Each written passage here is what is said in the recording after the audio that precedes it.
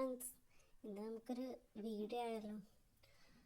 ഇത് ഒരു വർഷം മുന്നേ ഷുട്ടുണ്ടാവുന്നതിൻ്റെ മുന്നേ ഷുട്ടിൻ്റെ അപ്പച്ചിയും ഞാനും കക്കടമ്പയിൽ പോയ വീഡിയോ ആണ്.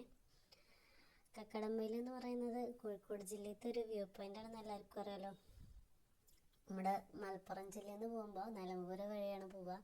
നിലമ്പൂർ വഴി പോകുമ്പോൾ കുറച്ച് മോശം റോഡാണ് കേട്ടോ. നിങ്ങൾ കാണുന്നുണ്ടാവുമല്ലോ റോഡിൻ്റെ അവസ്ഥ. ഞങ്ങളവിടെ എത്തിയപ്പോൾ നല്ല കോടയാണ് കേട്ടോ, അടിപൊളി കോട. അത്യാവശ്യം ആളുകളുണ്ടായിരുന്നു, കുറേ ആളുകളൊന്നും ഇല്ലെങ്കിലും കുറച്ചൊക്കെ ആളുകളുണ്ടായിരുന്നു. താഴത്തെ മഴ ആയതുകൊണ്ട് നല്ല കോട ഉണ്ടായിരുന്നു.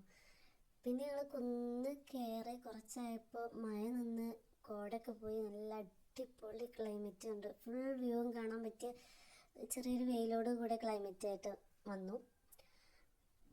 പിന്നെ അവിടേക്ക് പോകുന്ന റോഡിൻ്റെ അവസ്ഥ ഞാൻ പറഞ്ഞല്ലോ, അതേപോലെ അവിടെ എത്തിയാലും കുറച്ച് മോശം വഴിയാണ് കേട്ടോ. കുന്നുമൊക്കെ കയറാനുള്ളത് വഴി എന്ന് പറഞ്ഞാൽ ആകെ പൊളിഞ്ഞും കല്ലും മണ്ണൊക്കെ ഉള്ള ഒരു വഴിയാണ് കുന്നുമൊക്കെ കയറാൻ. കാലുവേദന, മുട്ടുവേദന, ഊരുവേദന ഈ ആളുകളൊന്നും അവിടേക്ക് പോകാൻ ശ്രമിക്കണ്ട. പിന്നെ ജീപ്പും ട്രക്കിങ്ങും ഉണ്ടെന്ന് കേട്ടിരിക്കണം. ഞങ്ങൾ പോയ സമയത്തൊന്നുമില്ലെങ്കിൽ പിന്നെ ഞങ്ങൾക്ക് നടക്കേണ്ടി വന്നു.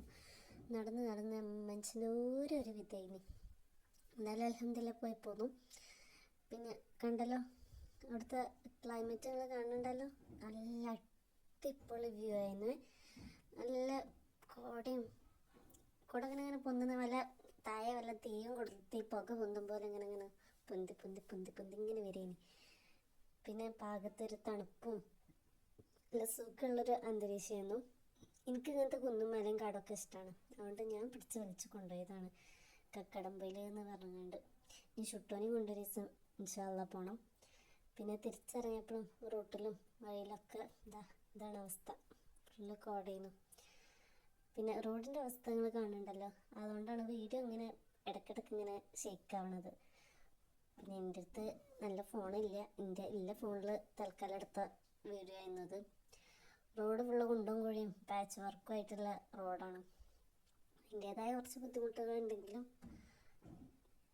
അത്യാവശ്യം എൻജോയ് ചെയ്യാൻ പറ്റിയൊരു സ്ഥലമാണ് കക്കടമ്പയിൽ എന്ന് പറയുന്നത്. പിന്നെ അവിടെ ഇപ്പോൾ റിസോർട്ടും കാര്യങ്ങളൊക്കെ ഉണ്ട്, അപ്പോൾ പിന്നെ അവിടെ നിൽക്കുകയും ചെയ്യാം.